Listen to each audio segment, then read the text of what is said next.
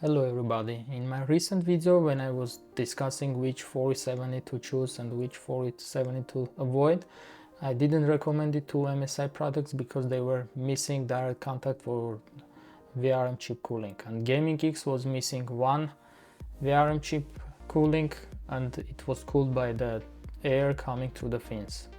But some of you said that that particular VRM was responsible for the memory voltage, so the heat generated by it's much less than the VRM chips which is responsible for the core, so the air cooling will be sufficient, so there is nothing to worry.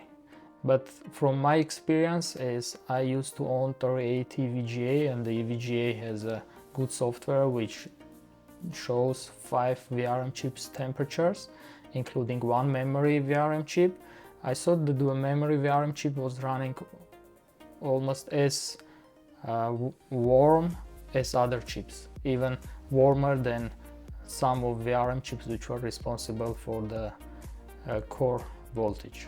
So I look at it as the memory is the same GDDR6X memory, and the VRM chips was more or less the same amps, so I assume that the temperatures and the heat generated by that chip should be similar.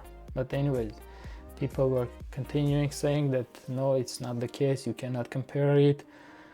So I decided, just for curiosity, to buy that card, to buy some simple measuring tools to attach to the VRM chips and measure the temperature and see what will be the difference and how good it is cooled compared to the chip which have a direct contact with the heatsink. So this is the tool which I purchased. It's very simple one, you can buy it on Amazon, there is other brands also. This is not the most precise tool, as further in the video you will see that it's at least has like around 20-degree difference from actual temperatures, but that's not the case of this video, as I'm not trying to find out exact temperature of that VRM chip. I'm just trying to find out the difference between the chip which has direct contact and the chip which doesn't have that direct contact. Now let's open the card and have a look to its internals, and also, as I'm doing this the first time, I'm sure there will be some struggle how to attach that measuring couples to the VRM chip in order to have more or less comparable result without getting some distortion through the cool air which will be directly blown to that measuring couple.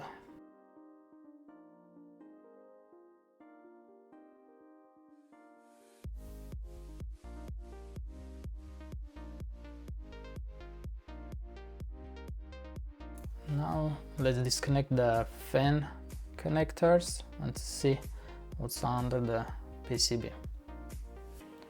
So as we can see, it's similar to the Tech PowerUp teardown. Two of VRM chips has a direct contact here and the other one is missing. Also we see that the VRM chokes here are directly under the bent fins.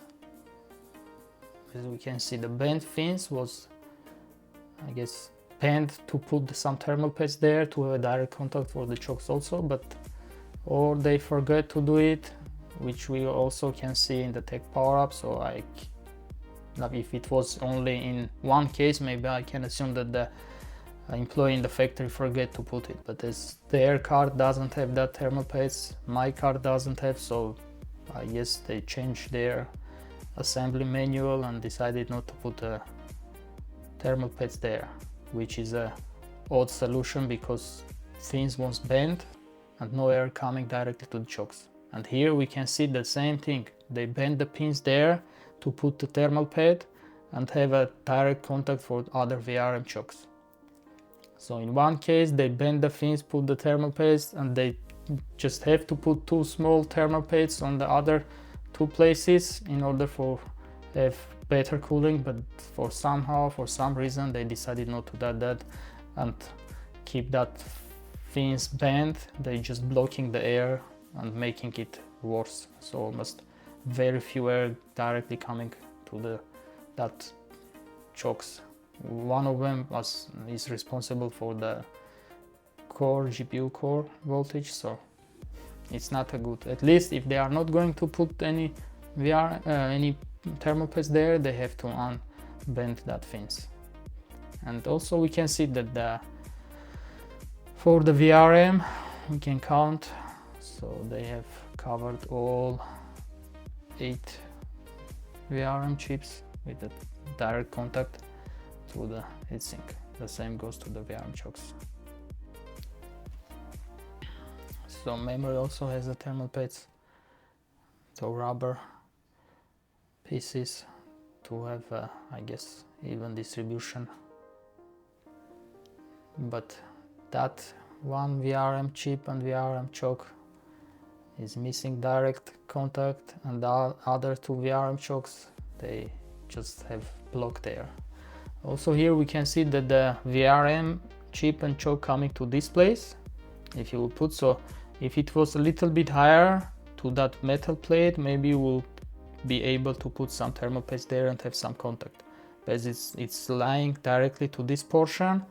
If we put the thermal pads there and block the air, there will be very minimal contact with the fins or with the heatsink, because the thermal pad will be lying on the fins where there is almost no contact with the metal. So if we want to improve the cooling, maybe by blocking the air with the thermal pads, we'll be doing the opposite thing. Will decrease the efficiency of the cooling. So if we want to really improve something, we have to solder there some metal piece, I don't know, maybe to that fins or to that metal pieces around that fins, and then put the thermal pad. Otherwise I don't see any way to improve this. So after several tries and some struggle, I finally managed to find a way how to securely attach thermocouples to the VRM chips. And as I said, one of the VRM chips is responsible for the GPU core voltage and has a direct contact with the heatsink, and the other one is missing and only cooled through the air.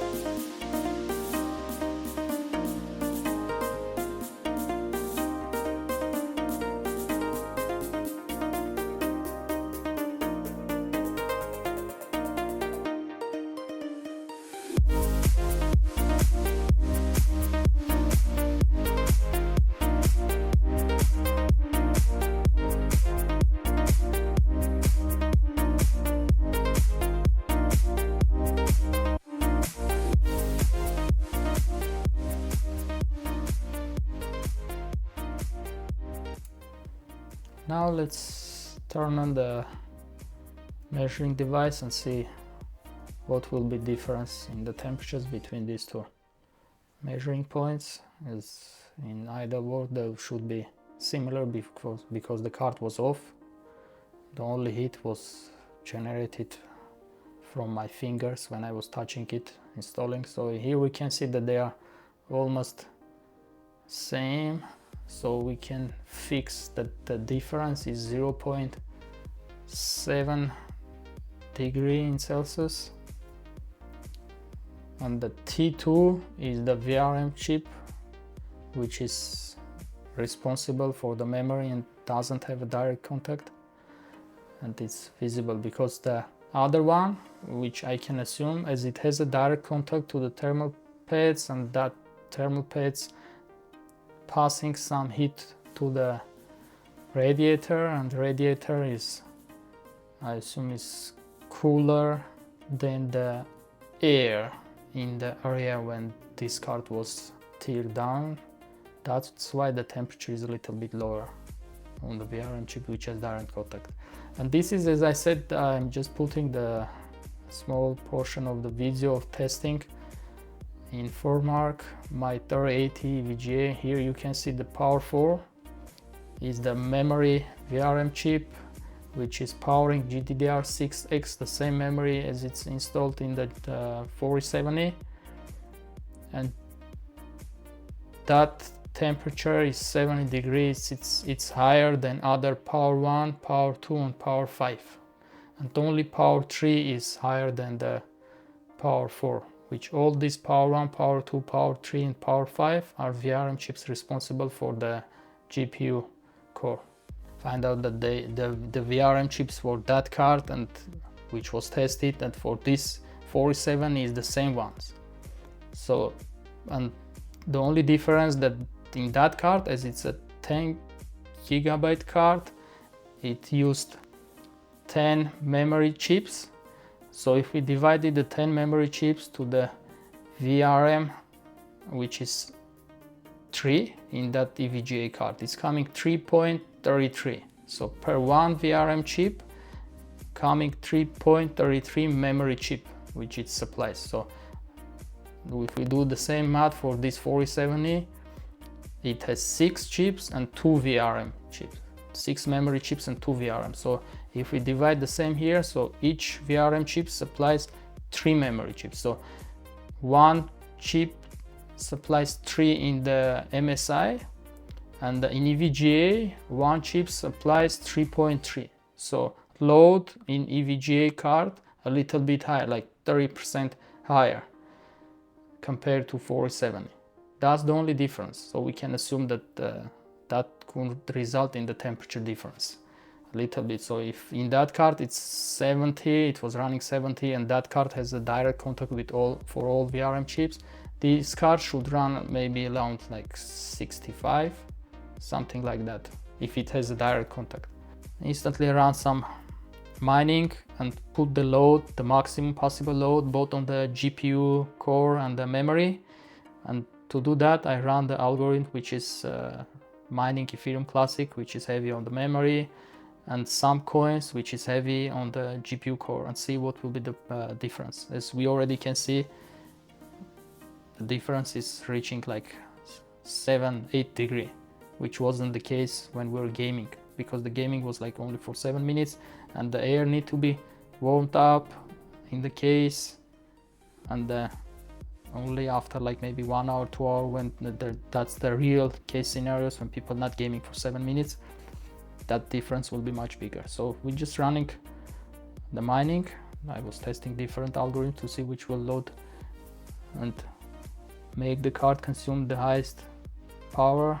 I also downloaded and installed the MSI Afterburner, as I'm planning to increase the core voltage limiter, the power limiter, also apply some memory overclock to put the maximum stress on the components and see what will be the real difference. But even with the stock values, we can see that the VRM chip is running much higher, much hotter than the VRM chip which has direct contact. Here let's apply that overclock and see what will be the temperatures, which is 5-6 degrees higher. Now let's increase the fan speed to 100 degrees and see the impact of the cool air being blown. So we can see that when the air being blown to the VRM chips, put it on the maximum level, they almost the same, and we could see how fast that T2 temperatures drop, because it's directly getting cooled with the air, compared to the T1, which first need to get cooled, like cooled air need to cool the heatsink, then the heatsink will have its impact to that chip.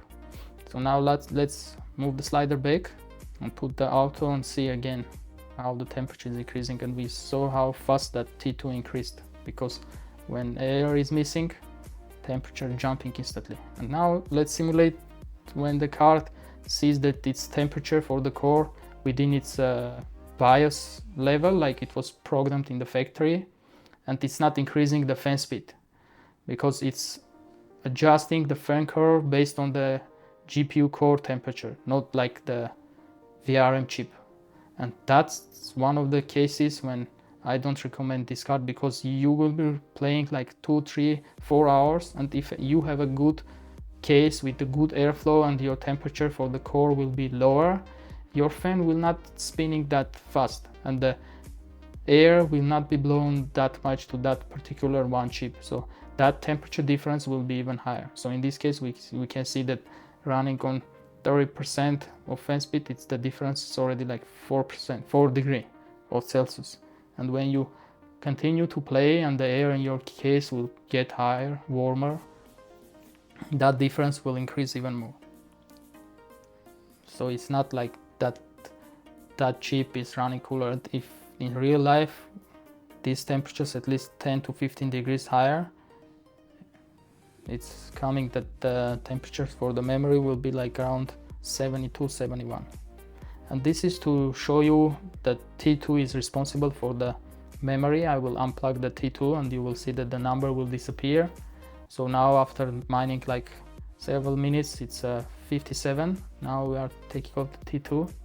That you can see that T2 was thermocouple, which is going directly to the VRM chip, which wasn't cooled through the thermal pad. That's the cable. And T1 goes to the front and it's connecting to the device and it shows the temperatures 53. If we add up, like as I said, around 15 degrees, so we're coming like 68. Now the second test which I wanted to do, I compared with the core VRM chip temperatures. Now I want to compare with the memory VRM chip temperatures and see what will be the temperature difference, because as it's obvious, the core VRM chips has higher load, even though it's 8 of them, but still the load is higher on them, so the temperature is higher. So we're comparing already warm or like already not on same conditions, because the one VRM chip was responsible for the core and the second one was responsible for the memory. Now I want to compare memory to the memory, as we have two memory VRM chips in these cards, so it will be possible to do it.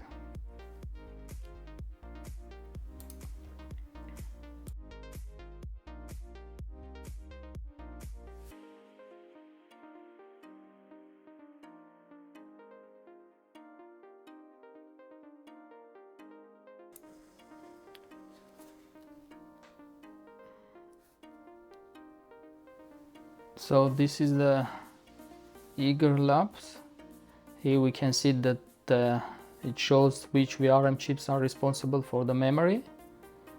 So we see the closest one to the power connector on both sides are for the memory, which in this case is this one. So we have to touch thermocouple to that chip to measure the difference and see what will be the difference between equally loaded VRM chips, because in this case they both responsible for supplying voltage to the memory. And in this case we can say maybe it is done in that way that each VRM chip supplies the voltage to three memory chips.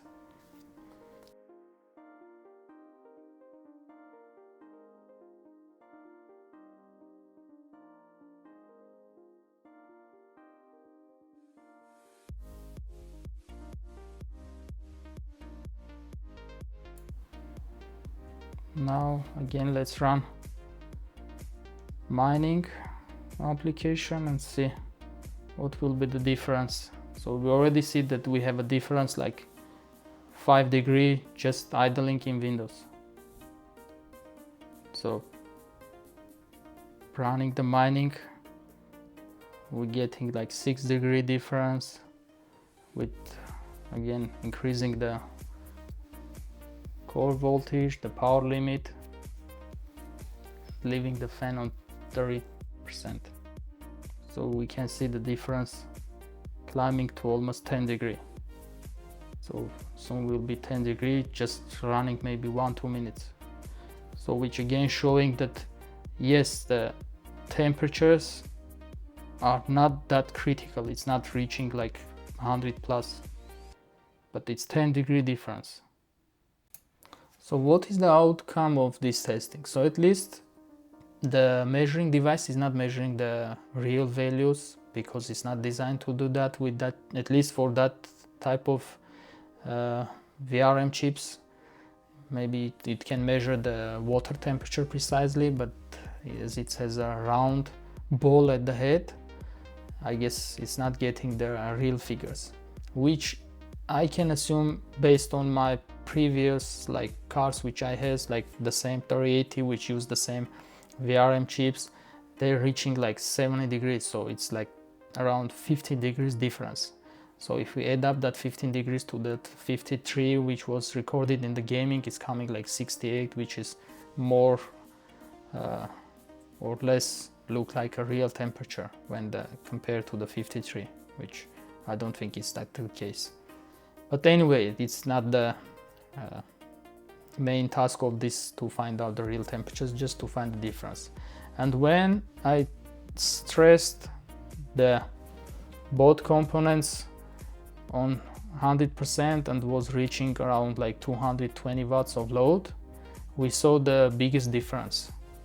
It was reaching like 6-7 degree, and card was consuming around 220-225 watts, and it was like recorded in 10 minutes of mining, and we saw that difference. And when we increased the fan speed, we saw instantly drop in the temperature for the T2, which is responsible for the VRM chips which doesn't have a direct contact.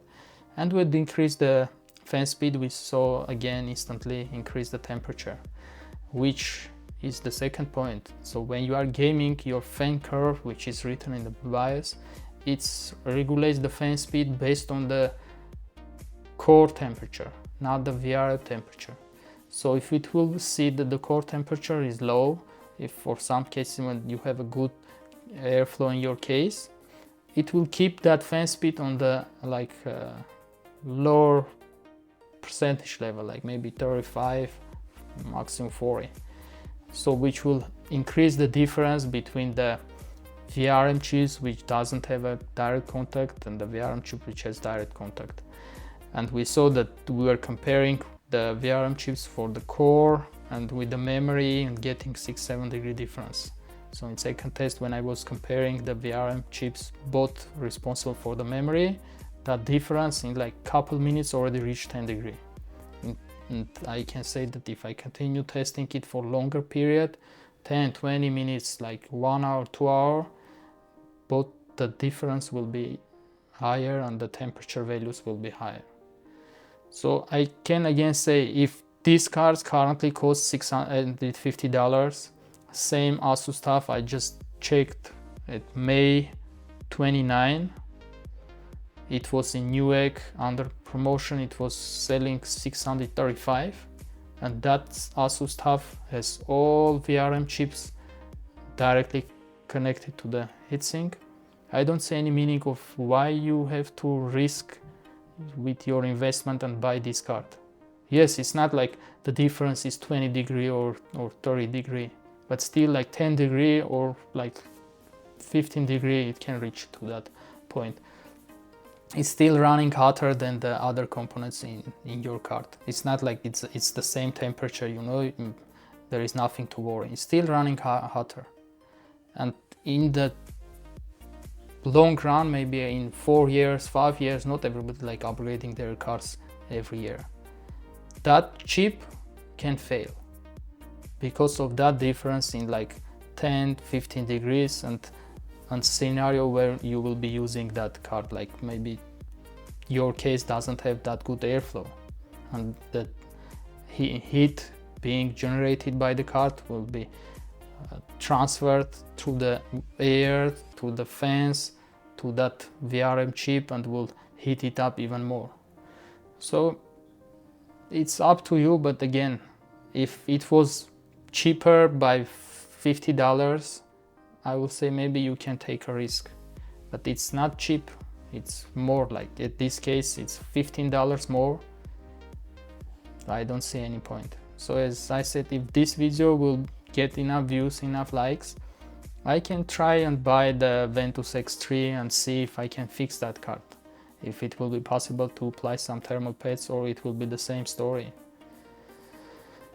But until now, I think it was an interesting video, at least for people who was thinking that, you know, maybe the temperatures is the same and that's why the factory decided not to cool. So we can see it's not the same. For memory it's higher. For GPU, VRM, again it's higher, like several degrees, and that's only for the short period of usage. You continue using for longer period, the difference will be longer. So thank you for watching, and I hope the next video will be about some good GPU deals, because the price is already, for the used ones, already decreasing a lot, and it was a right move to stop doing a GPU hunt, because I saw like many of the cards lost their value by $50 at least. So thank you, and see you in the next one. Bye.